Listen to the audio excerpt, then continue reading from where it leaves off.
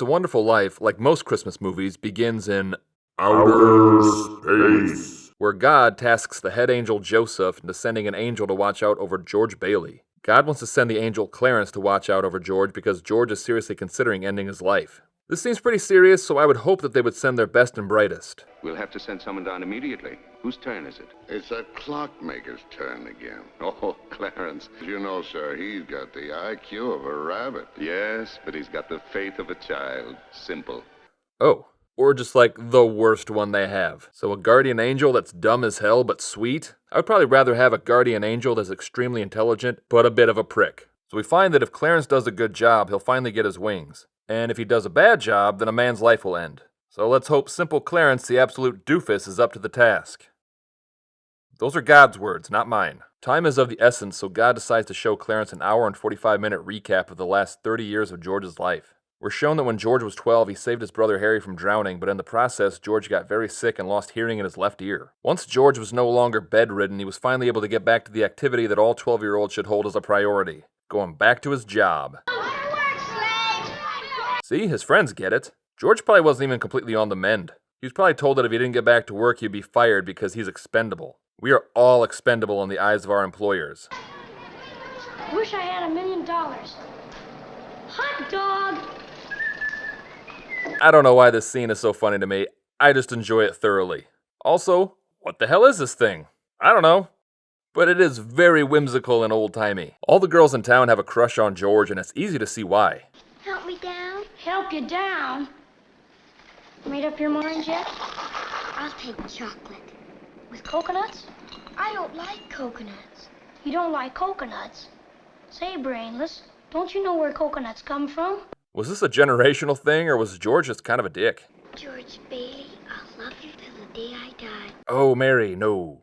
No. The owner of the drugstore where George works is Mr. Gower, and Mr. Gower is extremely drunk because he just found out that his son has died. George witnesses Mr. Gower accidentally filling a prescription with poison and runs to tell his father about it at Bailey Brothers Building and Loan. Peter Bailey is receiving pressure from Mr. Potter to collect mortgages or foreclose on the houses that they've loaned money to. But George finally directs his ire on someone who deserves it instead of 10-year-old girls. He's not a failure. You George, can't say George. that about my father. George. You're the biggest man in town. Run along. Bigger than him. Run along. Bigger than everybody.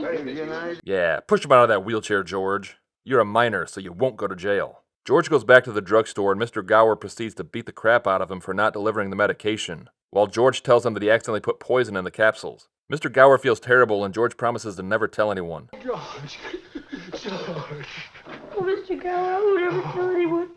And I don't know if this one is the heartwarming friendship that everyone thinks it is. We then jump to a 21-year-old George Bailey who has worked at the building alone for the last 4 years, and he's getting ready to travel the world before finally going to college. It's also the night of his brother Harry's high school graduation, and the plan is for Harry to take over his job at the building alone and go to college 4 years after that. And everyone is in high spirits at the Bailey household. No gin tonight, son. Oh, Pop, just a little? No, sir, not one drop. Annie, my sweet, have you got those pies? You lay a hand on me, I'll hit you with this broom. Annie, I'm in love with you. There's a moon out tonight. Man, underage drinking, wearing a tux around the house, sexually harassing the maid. They're like the Kennedys. George decides to go to Harry's high school graduation party, which is way fancier than my graduation party was. Also, what is the guest list for this party? It doesn't seem to be for parents, but it's not just for the students either. I imagine some of the adults are faculty members, but then you've got George and his high school buddy Sam Wainwright there. Yeehaw! Uh-oh, Sam Wainwright. How are you? When'd you get here? Oh, this afternoon. I thought I'd give the kids a treat. I mean, these are 21-year-old men hanging around 17-year-old girls. That's what I love about Bedford Falls girls, man. I get older, they stay the same age.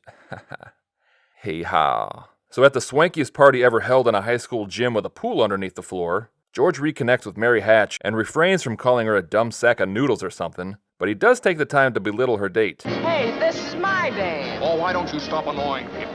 Well, I'm sorry. Hey! And they take part in a Charleston dance contest, which is just about the most adorably 1920s thing ever. The spurned high schooler is given the key that operates the retractable floor and opens it up, and the old man in me just can't stop thinking about how dangerous that is. Like, I'm sorry, but think about it this way. Yes, the gym has a retractable floor with a pool underneath it, but if you're already in the pool, then that means that the pool has a retractable roof with a gym above it that, as far as I can tell, you have no way of getting out of if it was closed. And in this current situation, you have a crowded dance floor that is suddenly opening to a watery death trap, and a bunch of high schoolers, who have probably all been drinking gin, just start diving in. No lifeguards. And if someone jumps on someone else and knocks them out, they would just kind of float onto the floor and no one would know. And where does the floor retract to? Like if someone is standing by the wall and their shoelace is untied, will it just suck them in like an escalator? George and Mary walk home and George goes in for a kiss and gets rejected. Okay, then I'll throw a rock at the old Granville house. And he handles it about the way I would expect George Bailey to handle it. What is it you want, Barry? You want the moon? Just say the word and I'll throw a lasso around it and pull it down. I'll give you the moon, Barry. Okay, good recovery, George. Well, then you could swallow it, and it'd all dissolve, see? And the moonbeams would shoot out of your fingers and your toes and the ends of your hair. Oh, God. Abort, George. Abort! Mary's robe gets snagged and she jumps into the bushes to hide. Please give me my robe. Man doesn't get in a situation like this every day. I'd like to have my robe. Not in Bedford Falls, anyway. All right, George. We know you're a decent person, but to anyone else, this is kind of scummy. George never gets a chance to prove that he was just joking because Harry and Uncle Billy drive by and tell George that his father's had a stroke, so they all race home.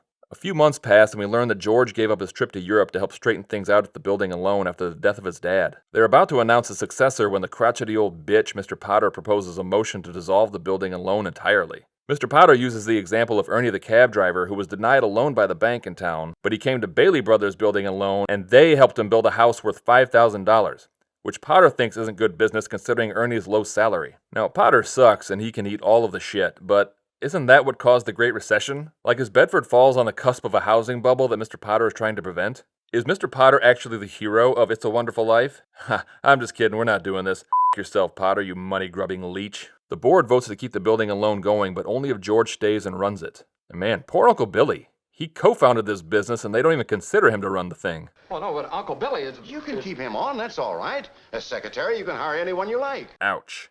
They are just talking about him like he's not even there. So George decides to stay and continues to run the building alone and uses his tuition money to send Harry to college instead, where Harry becomes a football star. 4 years pass and Harry graduates college and George is anxiously waiting for him to take over the building alone so George can finally see the world and stop babysitting his uncle. Harry shows up with the surprise that he got married and his father-in-law offered him a job in research at his glass factory in Buffalo. And I'm gonna guess that that was a pretty sweet gig in the 30s. I'm just going by context clues on that one. So George is already lamenting the possibility that he'll be stuck at the building alone for the rest of his life.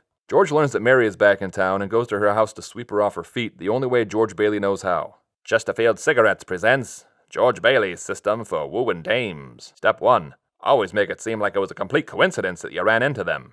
Your mother just phoned and said you were on your way over to pay me a visit. My mother just called you? Well, how'd she know? Didn't you tell her? I didn't tell anybody. I just went for a walk. Happened to be passing by here. I didn't tell anybody I was coming over here, you know. Step 2. Seriously, for the love of God, don't let some filly know that you had any desire to see her, and that any such interaction was the work of pure happenstance. I still can't understand it, though. You know, I didn't tell anybody I was coming here. Step 3. Compliment their dress, but not so much that they get a big head. Let's get that dress. Do you like it? All right. Step 4. Take an active interest in any hobbies she may have.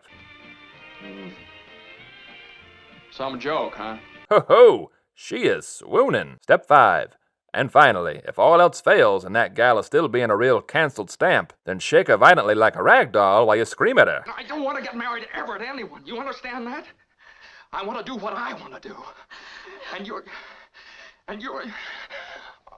Ha ha! Now you're on the trolley. With this 5-step system, you'll be as smooth as a rich, inviting Chesterfield cigarette. George and Mary get married, and on their way to the train station for their honeymoon, they noticed a run on the bank. Potter took over the bank and shut it down so everyone wants to withdraw their money from the building and loan. In order to keep Potter from owning more of the town, George decides to use the $2,000 for his honeymoon to give people just enough to survive until the bank reopens. How much do you need? $242. No, Tom, just enough to tide you over until the bank reopens. I'll take $242. And then Captain Dick Cheese over here takes 10% of it. Everyone else makes do with $20 or less, and they manage to stave off a panic. You know, George can be very abrasive, but he also has a big heart. He's like a very rude version of the giving tree. Oh, well, here, you dummy. Take all my branches and build your silly little boat. A lot of good it'll do ya. Probably sink right in the middle of the Hudson. Years go by and George has started a housing development called Bailey Park to compete with Potter's slums. Potter offers George a job with him, but George turns him down because he has a cold, clammy, wet noodle handshake. You know, the kind like you go to shake their hand and you just get their fingers and it's weird, but also so is the entire concept of shaking hands, and I think we should all just agree to stop doing it. More years go by and George and Mary have several children, further anchoring George to this land where dreams come to die. The U.S. enters World War II, and we see how Americans banded together and completely transformed their lives and businesses to help the war effort. And if World War II happened today, then America would have been zero help. I mean, if we're being honest. Harry Bailey is awarded the Medal of Honor for saving a troop transport by shooting down a kamikaze plane. And on the day that Harry is set to return to town, they're setting up a hero's welcome. Uncle Billy is getting ready to deposit $8,000 when he stops to taunt Potter about Harry winning the Medal of Honor. But Billy accidentally folds the $8,000 into the newspaper and gives it back to Potter. Potter finds the money but doesn't tell anyone as George and Billy go around town trying to find it. Where's that money, you silly, stupid old fool? One of us is going to jail. Well, it's not gonna be me.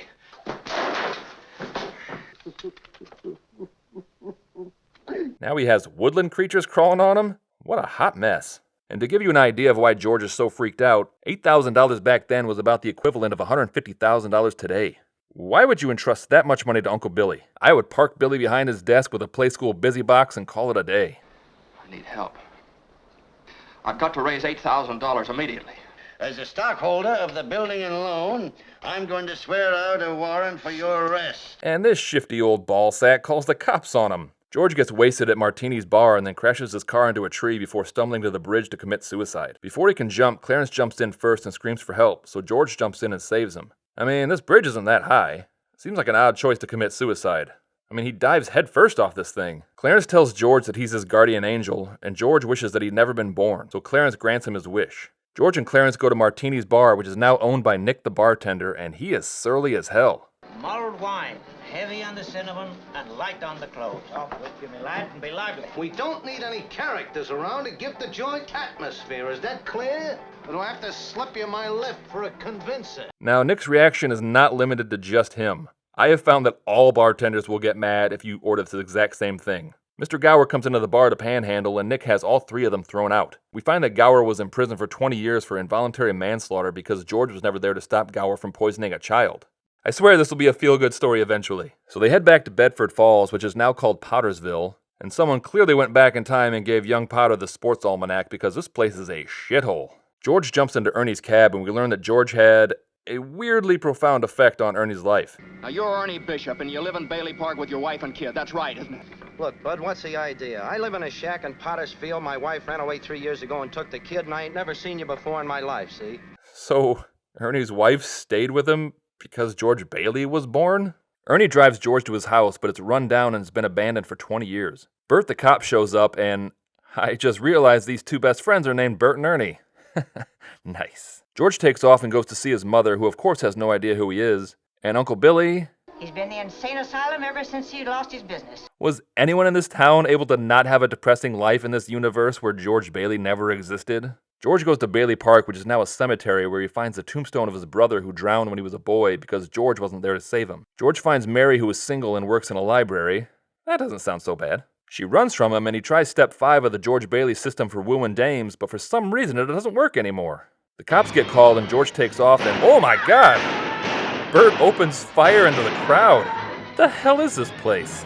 George runs back to the bridge and wishes to be alive again. Bert shows up, and George decides that only one of them is getting off this bridge alive. But he then realizes that Bert knows who he is and was worried about him when he saw George's car crash into a tree. Bert! What do you know about that?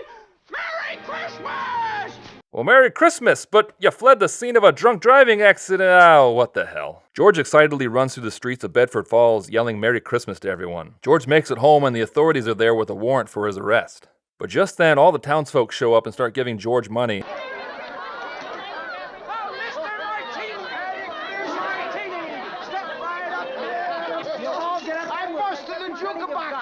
And it is so heartwarming to see people giving what little they have to help someone in need. It's from London. Oh. Mr. Gower cabled you need cash. Stop. My office instructed to advance you up to $25,000. Stop. Hee-haw and Merry Christmas, Sam Wainwright. Oh. If I was one of those town people, I would be wondering how best to take my $18 back. So the dozens of friends that George has made is nice and all, but really, he would have been just fine only being friends with the wealthy Sam Wainwright. The true moral of the story is always be nice to your rich friends. Oh, you don't have to give anymore. He probably has like 3 times what he even lost. He actually made a considerable amount of money on this deal. And you know what? It's a sweet ending, so we're not even going to talk about how paying back misappropriated funds doesn't negate the fact that there was financial impropriety that would still need to be investigated. A toast to my big brother George, the richest man in town. Well, yeah, now. Oh, you mean rich in spirit. Yeah, that too.